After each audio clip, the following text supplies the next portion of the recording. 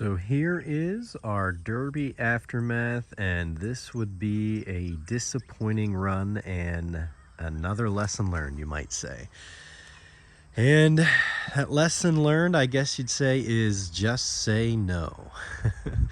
As you can see, this car is caked in mud, and yes, I have another Cobalt that busted the right strut and fell, and then I ripped out the CV shaft almost immediately after that. It was way out of place and just pulled it out. Car has very little to no damage, but this is where the just say no comes in with all the mud. When you are a stock tire driver like me, if there is a ton of rain in the forecast and or the pit is just a muddy kind of swampy pit and stock car with stock wheels, you just will not get any traction. And right off the bat, I was stuck. Barely got out of the start and made a little contact, and then I was stuck. Was able to get a little bit out of that. That's right. I had the front end turned to the pit, which is something you don't really want to do. But a couple small hits. You can see a little bit of press in here. Nothing major at all. No damage to, a little bit of rebar bent there, but no damage to the radiator, the motor, nothing. This wheel got pressed into once or twice whenever I was stuck, but I don't think any damage to that. We'll have to look at it.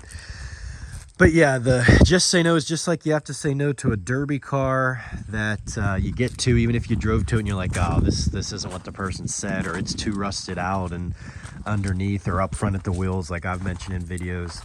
You just got to say no. Well, same thing for the Derby. It's early in the morning here, so you can see sun is out, barely any damage in the back. Got like 2 little runs in, I guess, but just too muddy. No traction. You can see is in essence like a slick. And if it downpours and it's a hard track surface like a horse track, the one near us is in 2 weeks, Crawford County. It's a giant horse track, so it's a hard surface. It's more of like a gravel. It's not really even dirt. And even if they soak it or if it's downpouring, it's a hard surface, so it doesn't matter. But otherwise, yeah, I just gotta say no. I almost said no because of the horrible weather. We had severe weather all around us. I almost said no because of it, because my family doesn't do the best with storms, so I ended up getting there. It kind of messed with my time to get there, and then we were going to take the kids for Power Wheels, and well, we wasn't going to do that regardless. And I just shouldn't have taken the car. I took a quality stock compact Derby car, and I didn't even get to have fun in it before I was out. I was almost out literally immediately the first minute. I almost timed out the first minute. That's how muddy it was. The good news, if I can show my shout out, you can see there the strut broke, which pulled the CV shaft out, broke right where it attaches there to the wheel. Was talking with the guy there, Lucas, good Derby driver, does Cavaliers and does them very well. He said he has a strut, and he said even the CV shaft, as he has a little bit of like a aftermarket setup, I guess you'd call it.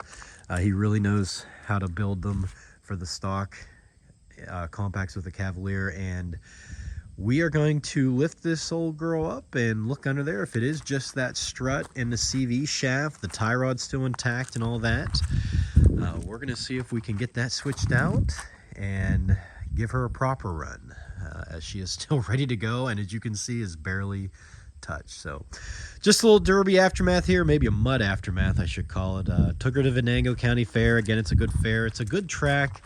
I think there was 15 or 16 of us out there. I'm not sure the exact number. But a disappointing, muddy run. And in the Cobalt's defense, I said this was Cobalt round 3, and this was it. I probably took 3 or 4 pretty good hits on that wheel before the strut finally snapped, because I was either stuck or someone had pressed a little bit into my back, and I was like, I couldn't move until they let me go. And then that was where this one guy put like 2 more hits on me, because I don't know, I'm gonna look for his number next time, I think, because he put, I think, all 3 or 4 of the shots on my wheel. But that's Derby. A little bit of lesson learned. Can't play in the mud if you don't got the mud tire. And we got the wheel off, so here is our carnage report. And I would say it's best case. So the strut did indeed break off where it mounts, which then had the wheel dancing and the CV shaft pulled out not too long after that. I mean, you can feel when your strut comes off the mount and falls pretty much to the ground. And then the CV shaft came out.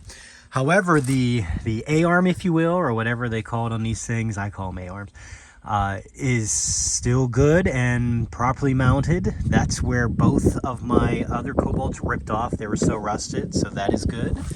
Tie rod here looks in good shape and straight. And then this, not sure exactly what that's called, but it's naturally bent like that. Like that's just the way it is. It just pulled off the wheel as well. So I think a strut, that support there, I don't know what that is, and a CV shaft, you can see just pulled right out on this side, and I think she will run again. So not entirely sure. Again, this is where demolition noobs, you know, we are new. This is outside of our comfort zone, but guy's gonna help me out with the parts, and we'll see if we can get her running again.